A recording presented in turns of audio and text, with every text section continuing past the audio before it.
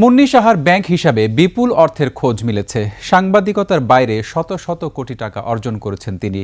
প্রাথমিকভাবে মুন্নী সাহা ও তার স্বার্থ সংশ্লিষ্ট ব্যাংক হিসাবে ১৩৪ কোটি টাকা সন্দেহজনক লেনদেনের তথ্য পেয়েছে কেন্দ্রীয় ব্যাংকের আর্থিক গোয়েন্দা বিভাগ, Bangladesh financial intelligence unit BFIU।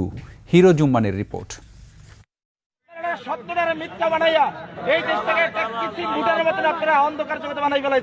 এত টাকা কোথায় পেলেন সাংবাদিক মুন্নী সাহা? কোন উদ্দেশ্যে কারা তাকে এত টাকা দিয়েছে?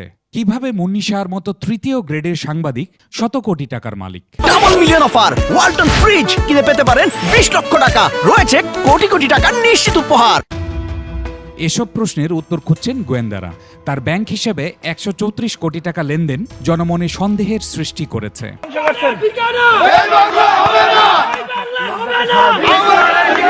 BFIU বলছে, মুন্নী সাহার ব্যাংক হিসাবে এখনো 14 কোটি টাকা জমা রয়েছে, আর বিভিন্ন সময়ে তিনি তুলে নিয়েছেন 120 কোটি টাকা। মাননীয় প্রধানমন্ত্রী, আপনার সঙ্গে একটা ব্যক্তিগত দেখা করার সুযোগ পেয়েছিলাম। ওয়ান ব্যাংকের কারওয়ান বাজার ও চট্টগ্রামের খাতুনগঞ্জ শাখায় এই বিপুল অর্থ লেনদেন করেন মুন্নী সাহা। আপনি এদেশের একজন নাগরিক হয়ে আপনি এদেশের ক্ষতি কিভাবে করেন বলেন তো? Hero Jumman, 21 television, Dhaka.